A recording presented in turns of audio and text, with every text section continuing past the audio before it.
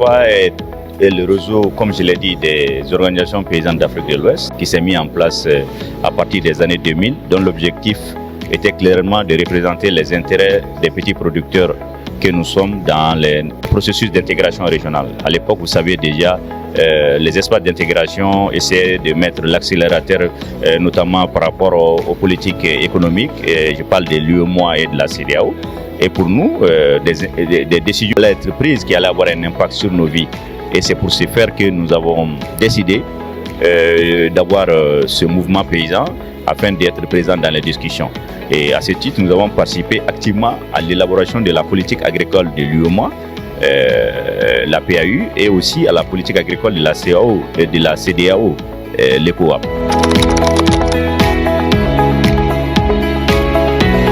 Je pense qu'il y a un défi qui est le plus important, c'est le sous-investissement. Vous savez, ce n'est pas spécifique à l'Afrique de l'Ouest, mais c'est toute l'Afrique.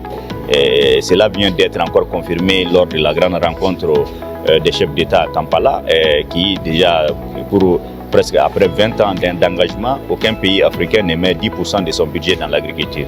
Et vous savez, le secteur agricole donne du travail à plus de 70% de la population africaine. Pour nous, c'est totalement intolérable. On ne peut pas continuer cela et dire qu'on veut véritablement avoir des résultats. Aucun pays africain n'investit dans son agriculture. C'est ça la vérité.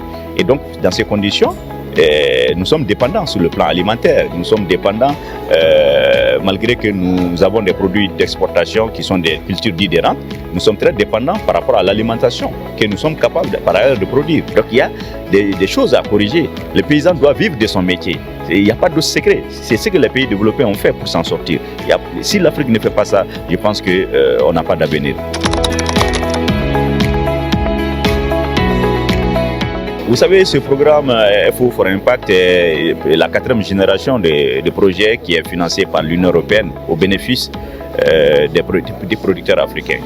Je pense que si l'Union européenne met son argent pour soutenir les petits producteurs, il aurait été juste que nous aussi, nos espaces d'intégration fassent de même.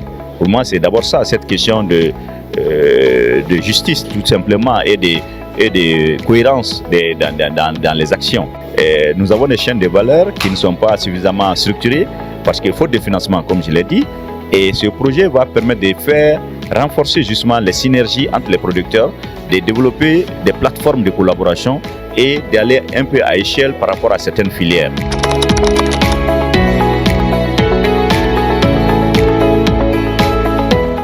Ce programme, comme je l'ai dit, est très focalisé sur les questions d'économie, mais aussi sur le renforcement des organisations des producteurs.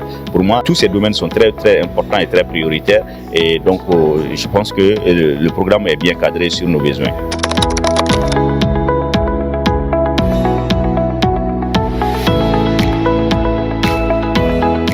Moi, je pense que mon attente principale est que ce programme soit un programme catalyseur qui nous aide à mobiliser des financements à l'interne en Afrique ici, c'est-à-dire auprès de nos gouvernements, qui doivent maintenant mettre de l'argent pour le développement de filières agricoles et alimentaires en Afrique. Pour moi, ça c'est le principal défi. Ce programme doit aider à renforcer le plaidoyer et le lobbying qui font partie du programme des organisations des producteurs afin qu'enfin les États africains, notamment en Afrique de l'Ouest, décident de financer réellement leur agriculture. Pour moi, c'est le principal problème. Et donc ensuite, que ce programme soit un programme catalyseur pour qu'on puisse mobiliser d'autres sources de financement, notamment les financements climat, qui peuvent aider à faciliter l'accès au crédit. Vous savez, l'accès au crédit est un vrai problème. Déjà un programme qui est très innovant, qui s'appelle IGRIFIN, qui est en cours au niveau d'Europa dans 5 pays avec le FIDA, qu'on est en train d'expérimenter, où on va mettre en place ce genre de mécanismes pour faciliter l'accès au crédit. Maintenant, il faut généraliser, il faut aller à l'échelle, il faut que les gouvernements interviennent. Donc pour moi, c'est tout cela que ce programme peut aider véritablement à faire. On va d'ailleurs organiser bientôt au Kenya une conférence sur le financement des petits producteurs à notre demande. Et cela a été accepté par la Banque africaine de développement, qui est une institution très solide, qui comprend aujourd'hui cet enjeu important du financement des petits producteurs. Donc pour nous, ce sont des sources de motivation pour avancer.